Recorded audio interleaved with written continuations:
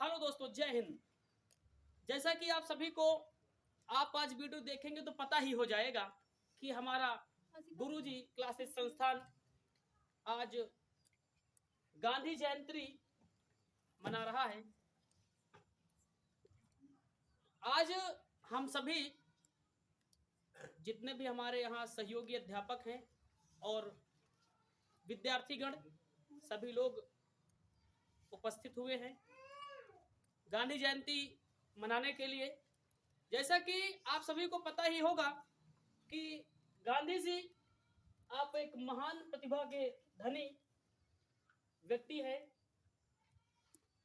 क्योंकि गांधी जी का जो महत्व है कहीं ना कहीं हमारे जीवन से संबंधित है। क्यों? क्योंकि जिस मातृभूमि में, जिस देश में हम रह रहे हैं, उसकी आजादी में गांधी जी का भी महत्वपूर्ण योगदान रहा है। साथियों, मैं बता दूं आपको कि हमारे राष्ट्रपिता महात्मा गांधी जी का जो जन्म है आज 2 अक्टूबर को 2021 जो कि गुरुजी संस्थान में मनाया जा रहा है। गांधी जी कहा जाता है कि ये अपने बाल्यकाल से ही बहुत ही सूरवीर और बहुत ही ज्ञानी व्यक्ति थे। गांधी जी का जन्म मैं बात करूं तो 2 अक्टूबर 1869 में, जैसा कि सभी को पता होगा, पोरबंदर गुजरात में हुआ था। गांधी जी के जो पिताजी थे वो उनका नाम करमचंद गांधी था। गांधी जी का पूरा नाम मोहनदास करमचंद गांधी था और गांधी जी के जो पिताजी थे उनका नाम था करमचंद गांधी। गुजरात में ही एक स्थान है राजकोट, वो राजकोट के एक दीवान थे, समझ रहे हो। और इनकी माताजी का नाम पुतलीबाई था। गांधी जी जैसे जैसे बड़े होते गए तो जैसा कि सभी को पता है कि बड़े होंगे तो पढ़ाई होती है और साथ ही साथ हमारी कुछ जिम्मेवारियां भी बढ़ जाती हैं। तो वैसे ही गांधी जी को भी पौराणिक कह सकते हैं कि बंधनों में जैसा कि बांध दिया गया। इनका जो विवाह है वो 1883 में कहा जाता है कि कस्तूरबा गांधी जी के साथ हो गया था। कस्तूरबा गांधी जी के साथ हुआ और ये फिर धीरे धीरे यहाँ पर रह रहे थे, लेकिन किसी के मार्गदर्शन में ये 1888 में बैरिस्टर वकालत की पढ़ाई करने के लिए लंदन चले जाते हैं। 1888 में लंदन जाते हैं गांधी जी और लगभग 3 सालों के बाद लंदन से यानी 1891 के आसपास ये वापस आते हैं। कहां से? लंदन से आते हैं वकालत की डिग्री लेकर के। समझ रहे हो बात को? वकालत की डिग्री लेकर के 3 साल बाद लगभग ये लंदन से आते हैं। तो ये 2 सालों तक यहीं पर रहे, अपने भारतवर्ष में ही रहे। लेकिन जब कोई नया व्यक्ति डिग्री हासिल करता है तो उसके चर्चे भी कम होते हैं। और खास तौर से वकालत एक ऐसा क्षेत्र है कि जब तक आप, कोई दिक्कत है वीडियो में, जब तक आप फेमस वकील नहीं होंगे तो लोग आपको केस देने से भी कतराया करते हैं। क्यों? क्योंकि पता नहीं केस हमारा जीत पाए या वकील या फिर नहीं जीत पाए। समझ रहे हो? तो कहा जाता है कि एक अब्दुल्ला जी थे। अब्दुल्ला के केस के सिलसिले में महात्मा गांधी जी को 1 साल के कॉन्ट्रैक्ट बेसिस पर, इनको 1 साल का कॉन्ट्रैक्ट दिया गया था। समझ रहे हो बात को? 1 साल का कॉन्ट्रैक्ट दिया गया था। ये अब्दुल्ला के केस के सिलसिले में गए थे दक्षिण अफ्रीका। कुछ साथी हमारे मानते हैं कि गांधी जी ने वकालत की डिग्री दक्षिण अफ्रीका, साउथ अफ्रीका से की थी। नहीं, वो वकालत तो कहां से कर लिए थे? लंदन से ही किए थे। समझ रहे हो बात को? वो वकालत कहां से किए थे? लंदन से ही किए थे। लेकिन वो अब्दुल्ला के केस के सिलसिले में कहां गए थे? दक्षिण अफ्रीका। कहां गए थे? दक्षिण अफ्रीका ये गए थे। समझ रहे हो? 1800 लगभग 93 के आसपास की घटना है। दक्षिण अफ्रीका गए थे। जब दक्षिण अफ्रीका गए तो उसी वर्ष यानी 1893 में ही ये एक वहीं दक्षिण अफ्रीका में एक स्थान पड़ता है डरबन।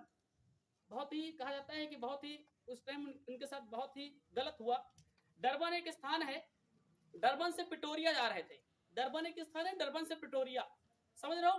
गांधी जी डरबन से पिटोरिया जा रहे थे और इनके पास फर्स्ट क्लास टिकट भी था, गांधी जी के पास, समझ रहे हो।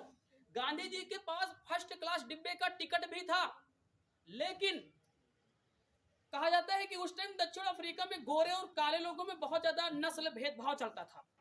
नस्ल भेदभाव समझते हो ना, मतलब वो उनकी चमड़ी कैसे होती थी, गोरे, और ये जो काले लोग होते थे, इंडियन लोग भारतीयों को तुच्छ नजरों से देखते थे, इन्हें इनके साथ छुआछूत करते थे, समझे, इनको अपना से नीचे समझते थे भारतीयों को, समझे बात को।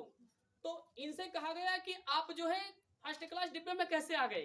गांधी जी अपना टिकट दिखाने लगे, भाई देखिए मेरे पास फर्स्ट क्लास डिब्बे का टिकट भी है। कहा ये सब कुछ नहीं होगा, अपना बोरा बिस्तर उठाओ, सामान उठाओ और जाओ। सेंट पीटर्सबर्ग ऐसा स्टेशन पड़ता है, उस स्टेशन पर कुछ लोग कहते हैं कि गांधी जी को फेंक दिया गया था ट्रेन से। ऐसा गलत है, गांधी जी को फेंका नहीं गया था, ठीक है, मैं कहता हूं गांधी जी को ट्रेन से फेंका नहीं गया था। उन लोगों ने क्या किया, कहा कि उतर जाइए आप। हालांकि गांधी जी को उन्होंने वहां पे उतार दिया था सामान सहित, और गांधी जी वहीं पर थे, पूरा रात स्टेशन पर रुके रहे। लेकिन जब स्टेशन पर रुके रहे, वो गए नहीं स्टेशन से, समझ रहे बात को। उन्होंने देखो, उन्होंने वहां दक्षिण अफ्रीका में भी बहुत सारे आंदोलन किए। पहला सविनय अवज्ञा आंदोलन दक्षिण अफ्रीका में ही किया था, समझ रहे बात को। वहां पर इन्होंने बहुत सारे नटाल कांग्रेस जैसे बहुत सारी संस्थाओं का भी गठन किया। ये छुआछूत के खिलाफ लड़े भी। गांधी जी का मानना यह था कि अस्पृश्यता का अंत किया जाए। अस्पृश्यता में होता है छुआछूत, जो छुआछूत की भावना है, भाई उनका ये मानना था गांधी जी का, जब हम सभी मानव, देखो हम सभी धर्म से मानव जाति के मानव जाति है, समझो, हम सभी मानव हैं ना। तो यहाँ पर क्या होता है, भंगी, कोरी, पासी, चमार, ठाकुर, पंडित, ये सभी आज भी क्या करते हैं, मानते हैं धर्मों को, जातियों को मानते हैं, अपने आप को जाति कहेंगे, हम ऊंचे हैं। लेकिन मेरा ऐसा मानना है कि गांधी जी उस टाइम, और देखो इतनी अच्छी उनकी सोच थी कि उस टाइम गांधी जी ये कहते थे कि भाई जब भगवान ने बनाया, और भगवान ने जब हम सभी का ब्लड, रक्त एक समान, यदि आपका भी अगर लाल है तो मेरा भी लाल है कि नहीं। तो इंसान तो आप भी हो, इंसान तो हम भी हैं, तो नस्लीय भेदभाव क्यों किया जाए, समझ लो बात को। इसके खिलाफ भी दक्षिण अफ्रीका में लड़ा है कौन, महात्मा गांधी जी। और महात्मा गांधी जी, हालांकि कुछ लोग कहते हैं कि ये 1915 में ही आए थे, 9 जनवरी 1915 में दक्षिण अफ्रीका से लौट के आए थे। इससे पहले भी कई बार आए, इससे पहले ये 1900 में भी आए थे। 1901 में कलकत्ता अधिवेशन में, जो कांग्रेस का अधिवेशन चल रहा था, उसमें पहली बार भाग लिया था। इससे पहले ये 97 में भी आए थे। 97 में अपने बीवी बच्चों को ले जाने आए थे वो दक्षिण अफ्रीका। जब ये आए थे अंतिम रूप से 9 जनवरी 1915 में, तभी से कहा जाता है कि प्रवासी दिवस मनाया जाता है पूरे भारतवर्ष में। हम लोग क्या मनाते हैं, प्रवासी दिवस। गांधी जी रहा करते थे आराम से अपने यहाँ। एक आपने सुना ही होगा चंपारण, चंपारण कहाँ, बिहार में, सुना है कि नहीं सबने, ये कहाँ है, बिहार में, समझ लो बात को। बिहार के चंपारण में हो यह रहा था कि वहां पर 3 कठिया प्रणाली 3/20 भाग पर, जैसे 20 बिस्वा समझ लो, समझो कि 20 बिस्वा अगर खेती है तो 3 बिस्वा पर अंग्रेजों ने कहा कि आप नील की खेती कीजिए जबरन। एक फोर्स बना कर दिया कि आपको करना ही पड़ेगा। तो इसके खिलाफ किसानों ने लड़ा, ठीक है ना। और वहां पर किसानों के एक नेता थे, उनका नाम था रामचंद्र शुक्ल जी। रामचंद्र शुक्ल जी आए गांधी जी के पास और उन्होंने कहा, महात्मा गांधी जी, आप ऐसा है कि आप किसान का जो आंदोलन चल रहा है उसमें बढ़ चढ़ के हिस्सा लीजिए, नेतृत्व कीजिए आप, ताकि क्या हो, ताकि इनको न्याय मिल सके किसानों को। ऐसे बहुत सारे खेड़ा आंदोलन किया, अहमदाबाद मिल मजदूर आंदोलन किया, नमक सत्याग्रह किया, बहुत सारी इनकी ऐसे बातें हैं जो कि अगर हम बताने लगेंगे तो काफी टाइम जाएगा। इस वजह से ज्यादा बातें नहीं बताएंगे, अंततः ये बताएंगे कि हमारे पूजनीय राष्ट्रपिता महात्मा गांधी जी की मृत्यु 30 जनवरी 1948 को बिरला भवन, जो कि दिल्ली में है, गोली मार करके इनकी हत्या कर दी गई, जो कि हम सभी भारतीय शहीद दिवस के रूप में मनाते हैं। तो मैं इसी के साथ सबसे पहले मैं आमंत्रित करना चाहूंगा माननीय अमित सर जी को और संदीप सर जी आए और सबसे पहले हमारे राष्ट्रपिता, जैसा कि आप सभी को पता है, हमारे राष्ट्रपिता महात्मा गांधी, हाँ कौन और एक व्यक्ति है महान, वो व्यक्ति कौन है? लाल बहादुर शास्त्री। लाल बहादुर शास्त्री का भी आज जन्मदिन स्वागत किया जाए। ये आए और सबसे पहले यहाँ पे वैसे जगह तो नहीं है, लेकिन फिर भी हम चाहेंगे तो पुष्प अर्पण करें। आप सभी लोग जो भी फोटोज ले सकते हैं, जिनके पास मोबाइल फोन है, फोटोज वगैरह ले लीजिएगा भाई। और आज आपको अमित सर भी बहुत कुछ बताएंगे और अमित सर से हम रिक्वेस्ट करेंगे कुछ हम आज हम सभी को सुनाए भी। yes, है ना? सही रहेगा ना? yes, तो सबसे पहले पुष्प अर्पण करेंगे। हमारे माननीय श्री संदीप सर जी आए और हमारे महात्मा गांधी जी की प्रतिमा पर पुष्प अर्पण करें।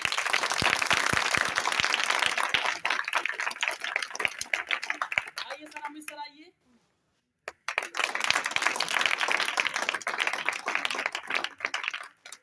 तो मैं अब बुलाना चाहूंगा हमारे रीढ़ की हड्डी कहे जाने वाले गुरुजी संस्थान के माननीय संदीप सर जी, जो कि रीढ़ की हड्डी है अपने आप में। कहते हैं जब रीढ़ की हड्डी बैकबोन न रहे तो आदमी खड़ा नहीं हो सकता, वैसे अगर संदीप सर न रहे तो शायद एक गुरुजी संस्थान ना होता। समझ रहे हो ना? तो गुरुजी संस्थान है तो आज संदीप सर के दम पर है। तो आइए कुछ बोलिए, बताइए। पहले से ही काफी तारीफ कर चुके हैं हमारे सर और आप लोगों को बहुत कुछ ही बता चुके हैं। यानी कहने का मतलब यहाँ पर ये है कि साथी हमारे जो क्या है मोहित सर हैं, जो मोहित सर हैं और क्या अमित सर हैं, आइए सर, इन्हीं के बदौलत आज हम हैं। बात समझ रहे हैं ना? इन्हीं के बदौलत हम हैं। इन्हीं सबके सहयोग की वजह से आज ये जो गुरुजी संस्थान है, इन्हीं सबकी सहयोग की वजह से आगे बढ़ रहा है और फल फूल रहा है। समझ रहे हैं ना? उसमें आप लोगों ने बहुत ही सपोर्ट किया है और बहुत ही अच्छे तरीके से भाई इसको आगे बढ़ाने का कार्य किया है। लगातार कम पैसों पर, यानी नाम मात्र के फीस पर साथियों, ठीक है, ये लगातार एक क्रांति जग चुकी है। यानी हम कह सकते हैं अब होगी कलम से क्रांति। समझ पा रहे हैं? जिस प्रकार से हमारे बीच में छल कपट किया गया है शिक्षा के क्षेत्र में, यानी देखा जाए तो हम जिस क्षेत्र में निवास कर रहे हैं साथियों, वहां पर शिक्षा को केवल बिजनेस बना के रख दिया गया है। क्या बना के रख दिया गया है? बिजनेस। साथियों ये बिजनेस नहीं बनाने देंगे, ये हमारा दृढ़ संकल्प है। समझ पा रहे हो ना? ये क्या है साथी? दृढ़ संकल्प है। अरे कान खोल के सुन लो, एक शिक्षा के बिजनेस वालों, आपके बिजनेस को हम चुकनाचूर करेंगे और लगातार जितना प्रयास होगा उतने दम से हम लोग गुरुजी क्लासेस जो होगा, फ्री क्लासेज भी देने पड़े तो हम लोग वो कुर्बानी भी देने के लिए तैयार हो जाएंगे भैया। समझ रहे ना? अब ये चल रहा है साथियों, ये चल रहा है तो ये आप लोगों की बदौलत चल रहा है साथियों। समझ पा रहे हैं कि नहीं? तो कहने का मतलब ये है शिक्षा को बिजनेस के स्तर से ना देखा जाए। बात समझ रहे हैं ना? शिक्षा को बिजनेस के तरीके से ना देखा जाए, शिक्षा को शिक्षा ही रहने दो साथियों। समझ गए? तो ज्यादा कुछ ना कहते हुए अमित सर को बुलाना चाहते हैं। Thank you so much. यहाँ पर जितने भी लोग बैठे हुए हैं, मुझे ये जानकर खुशी है कितने लोग आगे बढ़ना चाहते हैं, वरना ना जाने कितने लोग जिंदगी में कुछ और भी काम कर रहे हैं, है कि नहीं भाई? दुनिया में हर व्यक्ति आगे बढ़ना चाहता है, लेकिन बढ़ने के लिए करता क्या है, उसके लिए क्या प्रयास करता है? तो प्रयास इंपॉर्टेंट है। और जैसा सर लोगों ने बताया कि वाकई ये काबिले तारीफ है कि दुनिया में ऐसे भी सोचने वाले लोग हैं, वरना सब एक दूसरे को कुचलने में लगे हुए हैं, एक दूसरे को पीछे करने में लगे हुए हैं। और यहाँ पर आज गुरुजी क्लासेस में जितने भी टीचर्स स्टाफ हैं, वो सब एक दूसरे को बढ़ाने के प्रयास में लगे हुए हैं। एक बार सोचने वाली बात है सभी के लिए, है ना? और बाकी शिक्षा तो वो शेरनी का दूध है, जो जितना पीता है उतना ही दहाड़ता है। दहाड़ना है, यदि दहाड़ना है तो ये दूध पीना ही होगा। छोटी सी कोटेशन है जिसको हम आपके समक्ष रखते हैं कि यूं ही नहीं मिलती किसी राही को मंजिल, यूं ही नहीं मिलती किसी राही को मंजिल, एक जुनून सा दिल में जगाना पड़ता है। बहुत तो सो रहे हैं।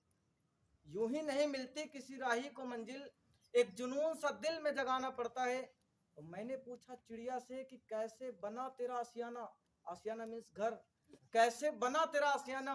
तो वो बोली भरनी पड़ती है उड़ान बार बार, भरनी पड़ती है उड़ान बार बार, और तिनका तिनका उठाना पड़ता है, तिनका तिनका तो मैं बस यही कहूंगा, तिनका तिनका का मतलब क्या है? एक साथ किसी को नॉलेज आज तक आई नहीं और ना ही कोई नॉलेज लेकर पैदा हुआ है, तिनका तिनका उठाना पड़ेगा। और यदि आप इस तिनके तिनके को उठाते हुए आगे बढ़ते चले गए तो एक दिन बहुत बड़ा आशियाना बने, बहुत बड़ा आशियाना बने। Thank you. जैसा कि अमित सर ने बोला कि मेहनत तो करना ही पड़ेगा, कुछ करना है ना। अगर कुछ भी करना, देखो आज तक जितने भी लोग सफल हुए हैं तो एक ही उद्देश्य उनका था, पहले से एक ही प्राथमिकता थी कि संघर्ष करना है। कहते हैं कि न संघर्ष न तकलीफ तो क्या खाक मजा है जीने में, न संघर्ष न तकलीफ तो क्या खाक मजा है जीने में। और बड़े बड़े तूफान भी रुक जाते हैं, बड़े बड़े तूफान भी रुक जाते हैं जब आग लगी हो सीने में। तो हम ये चाहते हैं कि कोई आए आप ही में से और कुछ दो शब्द बोले। कोई आएगा पीछे से? ये अगर आप लोग नहीं आ रहे हो ना तो मेरी लाज थोड़ा सा